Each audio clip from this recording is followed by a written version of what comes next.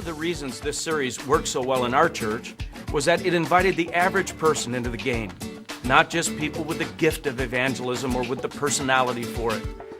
Just Walk Across the Room was born out of the desire to help Christ followers reflect Christ's love and repeat his actions by taking simple walks across rooms, leaving circles of comfort, extending hands of care and compassion and inclusiveness to people who are currently living far from God.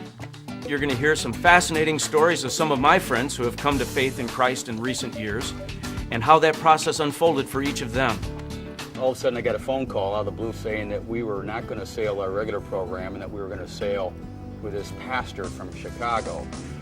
And I just about hit the floor. I could tell that Dave was suspicious because I was a pastor.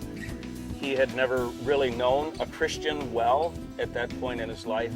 And I remember just saying to myself, this is going to be a long, slow walk. I had all my questions answered. I had great friends around me, people that I respected that were Christians. I just really felt it was time for me to say yes. When our son Todd wanted to play soccer, I was anxious to see what kind of coach he would have. And the minute I met Brian, I could tell Todd was going to have a ball on this team. And we got just a little friendship started. One day, because we had a holiday service coming up at Willow, I thought, well, why not just take a shot? And kind of subtly invited me to Willow, which at that point in my life, I wasn't really interested in. Yeah, the new Brian, when you knew the old one, and now you see the new one. My life has gone through an unbelievable change. I met a woman around 5 years ago who I eventually brought to Christ. You're also going to hear from another friend of mine who has not crossed the line of faith yet, but who has certainly made progress from the negative territory that he was in. Well, let's be very clear about something. It's quite possible to tell your faith story in a terrible way.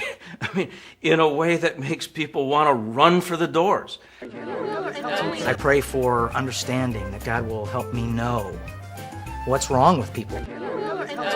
Thou shalt be called Hespapah, and thy land Beulah. The Lord delighted in thee. You know what I ended up doing? Flipping burgers at 22 years old.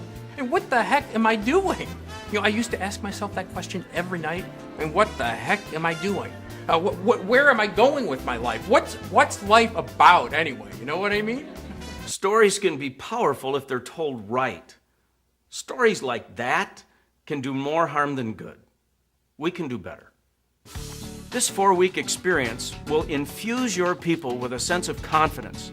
I think they'll come out of it saying, I can do this.